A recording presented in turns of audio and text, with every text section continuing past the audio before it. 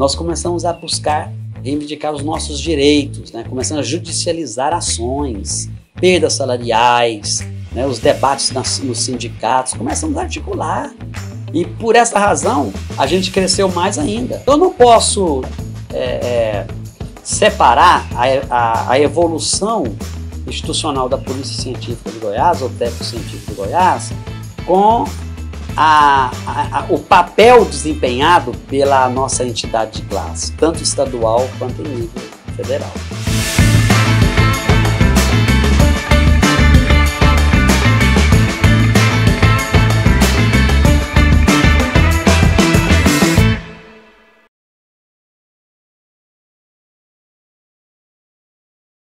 Eu cito como um momento estratégico o projeto Brasil Nunca Mais, que foi desenvolvido pela Arquidiocese de São Paulo, né, arcebispo Paulo Evaristo Arnes, o rabino Henri Sobel e o pastor presbiteriano Jaime Haidt. Essas três lideranças religiosas de igrejas do Brasil criaram o projeto Brasil Nunca Mais, onde foi denunciado, né, o que fizeram com os organismos periciais no regime de exceção, na ditadura militar. A pressão que os peritos se submeteram aos caprichos dos falsos inquéritos policiais. Em boa parte foi denunciado ali, desse projeto Brasil Nunca Mais, que está em livro, né? Houve colaboração, infelizmente, de legistas e de peritos criminais com as ações da ditadura militar. Isso eu acho importante, por quê? Porque começou a crescer, a iniciar um movimento de que havia necessidade de garantir autonomia e independência de ação para quem exercia o cargo de perito criminal e de médico legista no Brasil. Daí foi criada uma temática no sentido de discutir melhor, né, como alocar institucionalmente de uma forma que garanta o exercício da atribuição pericial do Estado com mais autonomia, com mais independência em relação aos organismos policiais no Brasil. Como acontecia na Argentina também, no Chile, no México, então, enfim, na Europa toda já tinha esse conceito, né? Essa evolução dos acontecimentos em nível nacional, no que se refere ao debate sobre segurança pública, ela foi importante para que nós também pudéssemos nos localizar nesse espectro político-ideológico do exercício funcional. Isso não era nenhum pecado, isso não era nenhuma subversão. Isso era uma leitura honesta do que manda o Código de Processo Penal, ainda em vigência naquela época. Um outro aspecto fundamental do fortalecimento e institucionalização da Polícia Técnico-Científica foi a nossa atuação no processo constituinte estadual, em 1989. Promulgada a Constituição Federal de 88, nós perdemos muito tempo de articulação nacional, né, enquanto entidade nacional, porque o processo constituinte federal tinha muito pouco, né, de debate sobre perícia. Goiás teve esse privilégio também. Essa geração permitiu que nós criássemos uma mobilização nacional da categoria no sentido de levar essas reivindicações que estavam sendo já engendradas nos planos estaduais para um debate atrasado no processo constituinte federal. Eu me refiro à nossa própria eleição para a presidência da Associação Brasileira de Criminalística em 1987, portanto, 10 anos depois que eu fiz o concurso da Polícia Técnico-Científica. Em 1987, nós, com um grupo nacional de peritos, com a mobilização nacional, conseguimos ganhar as eleições para a Associação Brasileira de Criminalística. Eu fui o primeiro goiano a exercer esse honroso cargo. E a partir de 87, nós criamos um debate nacional sobre a necessidade de se criar uma pauta com base na autonomia administrativa, funcional e financeira da perícia oficial do Estado do Brasil. Então, a partir disso, né, dessa movimentação nacional, de mobilização nacional no Congresso Nacional e do processo constituinte do Estado de Goiás, nós tivemos mais força aqui no Estado de Goiás para elevar a voz dos peritos criminais e legistas, né, no plano da institucionalização, não só da carreira, mas também como no plano de institucionalização da Polícia Técnico-Científica de Goiás. O nosso trabalho, ele é ligado diretamente ao processo e não subordinado ao inquérito policial. Não sendo subordinado ao inquérito policial, obviamente ele não está sob a tutela da autoridade policial. Porque a autoridade policial, que é o delegado de polícia, ele não requisita o perito e não requisitava o perito porque ele gostava. É porque era uma exigência legal, como é de resto em todo mundo. Em todo mundo tem os órgãos policiais de investigação. Esses órgãos policiais têm formatos diferentes, né? No Brasil, criaram-se a figura do inquérito policial, coisa que é muito rara no mundo todo. O mundo todo tem um processo criminal instaurado quando acontece o crime. Aqui criaram a jabuticaba. Criaram, né, o Instituto do Inquérito Policial e colocaram como presidente desse instituto a figura também rara no mundo inteiro de delegado de polícia, que seria uma espécie de comissário, né, de investigação que existe em outros países, que não existe delegado de polícia. Agora, perito em qualquer país do mundo, ele existe. Já delegado, outras figuras, comissários, agentes, então não existem. Existe a função, polícia investigativa, que pode ser feita diretamente dentro do processo, ou como na nossa jabuticaba, como também tem na Indonésia, em Angola e no Chile de então, né, existiu o tal do inquérito policial. A função pericial, ela existia por força legal. Ela era responsável pela produção da prova material exigida, né, no Código de Processo Penal.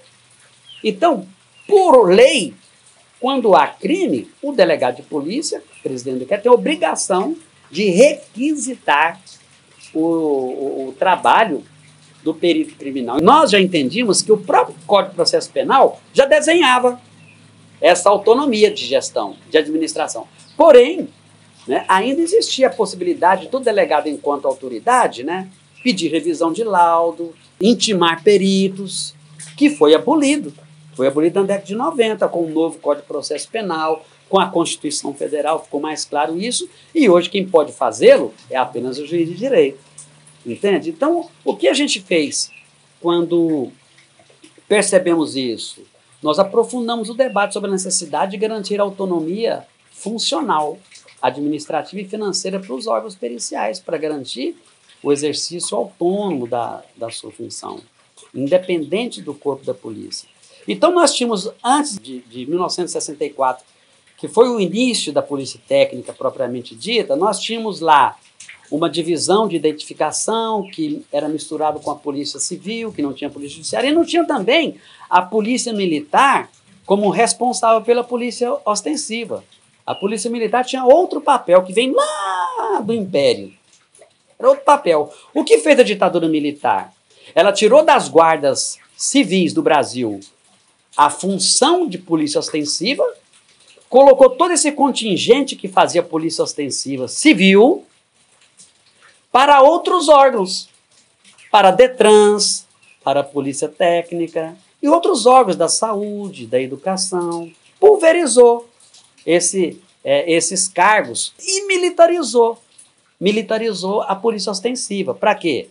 Porque nós estávamos numa ditadura militar que era manietada pela ideologia da segurança nacional, que vinha lá como um projeto de dominação da América Latina pelos Estados Unidos, doutrina Monroe e por aí vai, tem toda uma história isso aí, né? E fizeram com que a função policial ostensiva fosse militarizada. E que, infelizmente, a Constituição de 88, que teve a oportunidade de consertar isso, não consertou. Manteve a função policial do Estado dividida entre militar e civil. E até hoje tem essa anomalia constitucional em vigência no país.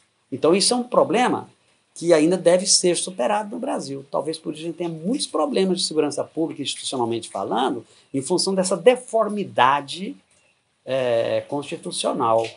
E a polícia técnica, ou seja, a função pericial do Estado, era vinculada organicamente à polícia civil. Então tinha a polícia ostensiva militarizada, que é a militar, e tinha a polícia civil, não era nem judiciária que se chamava, polícia civil, responsável pela investigação, pelos inquéritos. E subordinado à Polícia Civil, aqueles que produziam provas, os peritos. Então nós éramos uma espécie de sub do sub. Era uma espécie de divisão de um departamento, era muito distante da institucionalização que deveria merecer o exercício dessa atribuição.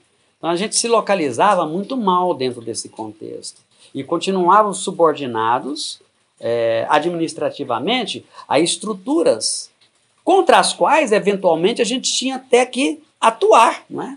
Quando, por exemplo, um policial se envolvia num crime e precisasse de uma perícia nessa cena do crime, tinha esse conflito, que em muitas oportunidades poderia ser entendido como um conflito de interesse. Como um perito que é da Polícia Civil pode produzir provas numa cena de crime envolvendo policial civil? Porque aqui em Goiás a gente tivemos muito problemas de interveniências indevidas no exercício rotineiro da atividade. Mas a gente conhecia em outros estados uma franca interveniência, interferência, até com ameaças ao exercício da função pericial dos estados, né? Eu cito aí como presidente que fui da Associação Brasileira, eu conheci todos os institutos de criminalística e medicina legal do Brasil e alguns da América Latina. Era gravíssimo o quadro, os depoimentos sobre a subjugação dos peritos criminais, as vontades vindas de cima para baixo, manietadas dentro e manipuladas também dentro dos sistemas de investigação criminal a partir dos inquéritos. Havia necessidade conjuntural de debater isso. Qual é o papel da função pericial do Estado brasileiro no ambiente da justiça criminal no Brasil? Então, essa geração de peritos teve esse privilégio de enxergar no contexto histórico pelo qual nós passávamos, né, essa situação. Então, o que acontece? Com a dissolução da Guarda Civil, né, alguns foram alocados ou foram lotados daquela que seria a gênese, né, a pioneira instituição de polícia técnica, liderada por um funcionário da OSEGO, professor de química, chamado Leonardo Rodrigues, que leva o nome do nosso Instituto de Criminalística, que foi também uma ação, uma reivindicação da própria Associação dos Peritos, que se desse o nome de Instituto de Criminalística àquele que, de fato, foi o pioneiro, um homem muito inteligente, um homem muito bem articulado dentro da academia e que soube identificar os profissionais egressos das guardas civis e outros também dos quadros da saúde, dos quadros da educação, professores de química, de física, né? E então estruturaram pioneiramente, estruturaram o primeiro corpo. Aí conseguiram criar a divisão de polícia técnica, que era subordinada ao Departamento de Técnica Policial, que era subordinado ao gabinete do secretário de Segurança Pública, que era a própria Polícia Civil. Então, essa configuração, ela ficou em vigência por longos e longos anos, inclusive até após a Constituição de 88. Agora, tem um outro fator importante nisso aí. Uma vez estruturada a polícia técnica, ou a divisão de polícia técnica, houve, então, a oportunidade de se fazer o primeiro concurso, que foi em 1975.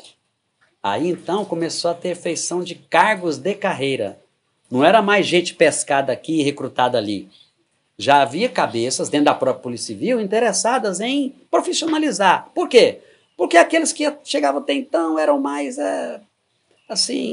pessoas que queriam ficar por ali. Logo, então criou-se, fez o primeiro concurso. E 2 anos depois, o segundo concurso, que é este que eu participei. Aí eu considero que a geração de 77, 78, eu considero como pioneira na institucionalização da função pericial. Foi aquela que se preocupou em estruturar a carreira, em valorizar a carreira, em estruturar e melhorar as condições de trabalho dos institutos de criminalística, medicina legal e de identificação também. Esses 3 institutos, que chamavam de divisões, né, até então, né, eles compunham o Departamento de Técnica Policial, que era dirigida por um delegado de polícia.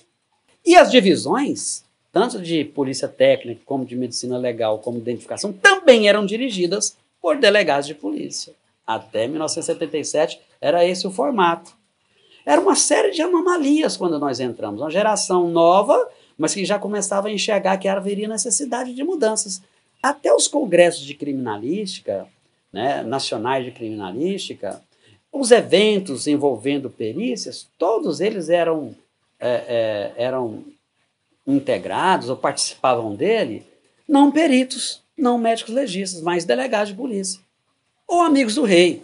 Né? Então eram congressos nacionais que a gente até ignorava enquanto peritos criminais. Eu, pessoalmente, entrei em 77, em 77 houve o congresso, né, que foi um marco, foi a fundação, ou a refundação da Associação Brasileira de Criminalística em Brasília.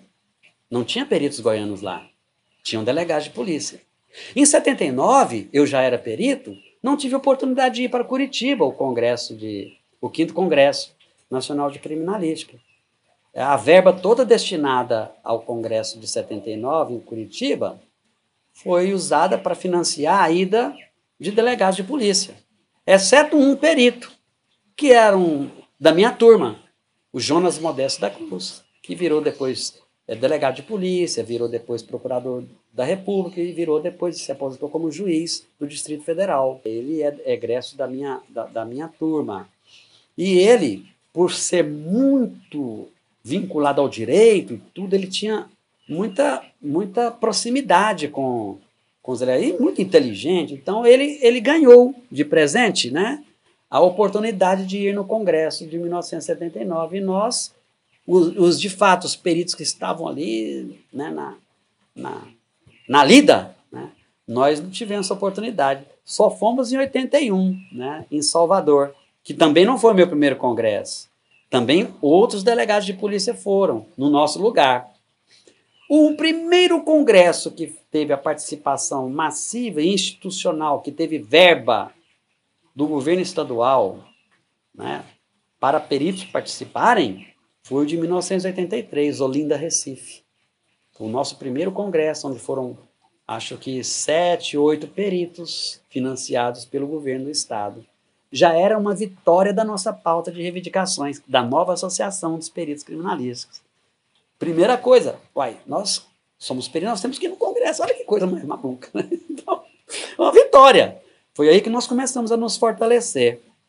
E, paralelamente a isso, né, a fundação da ASPEC, né, o jornal Perito, as semanas de criminalística acontecendo nas faculdades, a gente estava tendo já essa visibilidade. Né? E aí, com a presidência da Associação Brasileira, a gente pôde aprofundar, né, a melhorar nossas pautas, politizar mais as nossas questões em nível nacional, e tivemos o grande salto de fazer um grande debate na Assembleia Legislativa de Goiás com o processo constituinte estadual. Ali nós debatimos de igual para igual, inclusive na Constituição do Estado de Goiás, tem uma pequena parte que suscita a nossa autonomia. Ela só não teve o merecimento adequado para, de fato, constitucionalizar a Polícia Técnico-Científica já em 1989, como nós conseguimos no Rio Grande do Sul, no Mato Grosso do Sul, na Bahia e no Amapá. Eu cito esses 5 estados porque esses 5 estados nós lideramos esse debate nas suas constituintes estaduais. Eu, particularmente, fui em todos esses processos constituintes e em outros mais. Mas nesses nós obtivemos vitórias e debatemos no mesmo nível. Aqui nós não conseguimos a constitucionalização, até hoje. Mas conseguimos, de uma forma indireta, digamos assim, por lei ordinária, né, a nossa autonomia. Mal ainda configurada institucionalmente, mas de fato, ela é muito frágil, mas por não ser constitucionalizada, mas de fato ela já é uma vitória nossa. E também, junto a isso, um fator fundamental para solidificar, criar aquele espírito, né, corporativo mesmo, da autoestima do perito e da perita de Goiás, nós começamos a buscar reivindicar os nossos direitos, né? Começamos a judicializar ações, perdas salariais, né? Os debates nos sindicatos, começamos a articular. E por essa razão, a gente cresceu mais ainda, e a associação foi tomando essa forma.